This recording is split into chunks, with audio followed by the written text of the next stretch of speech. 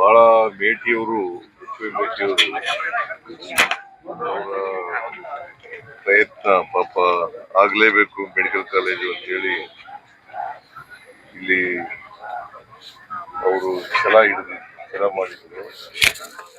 ಹಾಗಾಗಿ ದಿವಂಗತ H V ಮೇಟಿಯವರ ಆಸೆಯಂತೆ ಅವರ ಕನಸಿದೆಯಲ್ಲ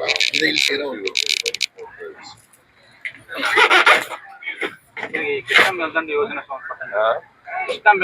ಸಂಬಂಧಪಟ್ಟಂಗೆ ಬಜೆಟ್ ನಲ್ಲಿ ಅಮೌಂಟ್ ಏನು ರಿಲೀಸ್ ಮಾಡಿದ್ದಾರೆ? ಯಾರು ಹೇಳಿದ್ರು? ಪ್ರತಿ ವರ್ಷ 10,000 ಕೊಡ್ತಾರೆ. ಪ್ರತಿ ವರ್ಷನೂ ಗೊತ್ತಿಲ್ಲದೆ ಯಾಕೆ ಮಾತಾಡ್ತೀಯ? ದುಡ್ಡಿಟ್ಟಿಲ್ಲ ಅಂತ ಯಾರು ಹೇಳಿದ್ರು ನಿನಗೆ? ಇವತ್ತು ಪ್ರಾರಂಭ ಮಾಡ್ತೀವಿ.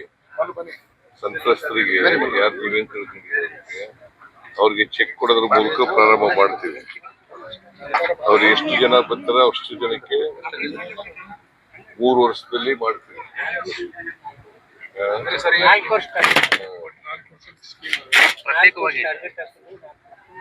ಈ ಸೊತ್ತಿನಿಂದಾಗಿ ಸಾಕಷ್ಟು ತೊಂದರೆ ಉಂಟಾಗ್ತಿದೆ. ಬಿಟಿಡಿಯಿಂದಾಗಿ ಈ ಸೊತ್ತು ಸರ್, ಬಿಟಿಡಿಯಲ್ಲಿ ನಮ್ಮ ಇಡೀ ರಾಜ್ಯದ ಸಮಸ್ಯೆ ಆಗಿದೆ. ಈ ಸೊತ್ತು ಈ ಬಿಟಿಡಿಯಿಂದ ನಮ್ಮ ಸಂತ್ರಸ್ತರಿಗೆ ಸಾಕಷ್ಟು ತೊಂದರೆ ಉಂಟಾಗ್ತಿದೆ. ಅದು ಈ ವಿಶೇಷ ಅಂತ ಇಲ್ಲಿ ಪರಿಗಣಿಸಿ ಅದೊಂದು ಏನೋ ನೀವು ಮಾಡಿದ್ರೆ ಅನುಕೂಲ ಆಗುತ್ತೆ. ಸರ್ ಮಾಡಿಸ್ತೀವಿ, ಸರ್ ಮಾಡ್ತಕ್ಕಂಥ ಕೆಲಸ ಮಾಡ್ತೀವಿ. ಅದ್ರ ಬಗ್ಗೆ ಹೆಚ್ಚು ತಲೆ ಕೆಡಿಸ್ಕೋಬೇಕಾದಂತ ಅಗತ್ಯ ಇದೆ. ಕೇಂದ್ರ ಸರ್ಕಾರದ ಜವಾಬ್ದಾರಿ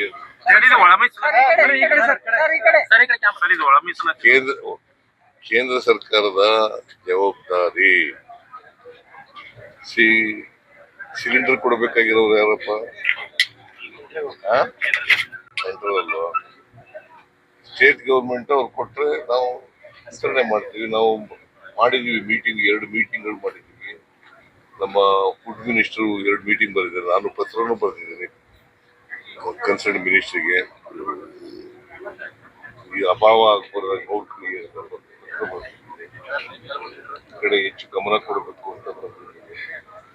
It is the responsibility of the government of India.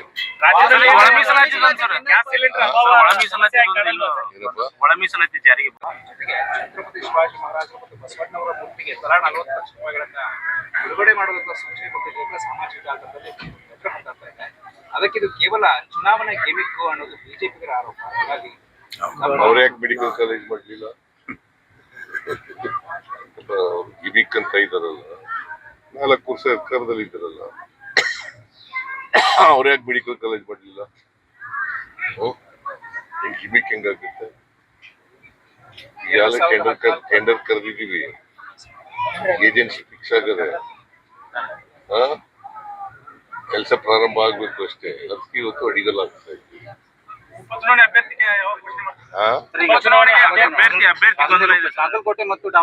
ತೀರ್ಮಾನ ಮಾಡ್ತೇವೆ. ಅವರು ಒಬ್ರು ಆಸ್ಪಿರೆಂಟ್, ಅವರು ಒಬ್ರು ಸ್ಟ್ರಾಂಗ್ ಆಸ್ಪಿರೆಂಟ್. ಇವತ್ತೇ ಘೋಷಣೆ ಮಾಡ್ತೀರಾ ಅಂತ? ಹೈಕಮಾಂಡ್ ತೀರ್ಮಾನ ಮಾಡಿ. ಇನ್ನು ಎಲೆಕ್ಷನ್ ಘೋಷಣೆ ಆಗಿಲ್ವಲ್ಲ? ಯಾವಾಗ ಘೋಷಣೆ ಆಗ್ಬೋದು ಸರ್? ಎಲೆಕ್ಷನ್ ಯಾವಾಗ ಆಗ್ಬೋದು? ಇನ್ನೊಂದು ವಾರದಲ್ಲಿ ಆಗ್ಬಹುದು, ವಾರದ ಒಳಗಡೆ ಆಗ್ಬಹುದು. ಯಾರು ಆಕಾಂಕ್ಷಿಗಳಾಗೋದು ತಪ್ಪಲ್ಲ. ಆದ್ರೆ ಹೈಕಮಾಂಡ್ನವರು ನಾವೆಲ್ಲ ನೋಡಿ ಕ್ಯಾಂಡಿಡೇಟ್ ಅನ್ನ ಶಿಫಾರಸು ಮಾಡ್ತೀವಿ. ಅವರು ಹೈಕಮಾಂಡ್ನವರು ಅಂತಿಮವಾಗಿ ತೀರ್ಮಾನ ಮಾಡ್ತಾರೆ. ಒಂದೇ ಕುಟುಂಬದಲ್ಲಿ ಕೇಳ್ತಾ ಇದ್ರೆ ಮತ್ತಷ್ಟು ಗೊಂದಲಕ್ಕೆ ಈಡಾಗತ್ತೆ. ಒಂದೇ ಕುಟುಂಬದಲ್ಲಿ 2-3 ಮಂದಿ ಟಿಕೆಟ್ ಕೇಳ್ಕೊಂಡ್ರೆ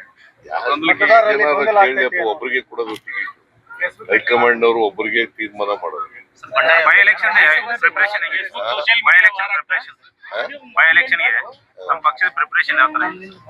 ಎಲ್ಲ ಪ್ರಿಪರೇಷನ್ ಎಲ್ಲ ಆಗಿದೆ. We are ready for the by election. ನಾವು 27ನೇ ತಾರೀಕಿಗೆ ಮೀಟಿಂಗ್ ಕರೆದಿದ್ದೀವಿ. 27ನೇ ತಾರೀಕು will take A final decision.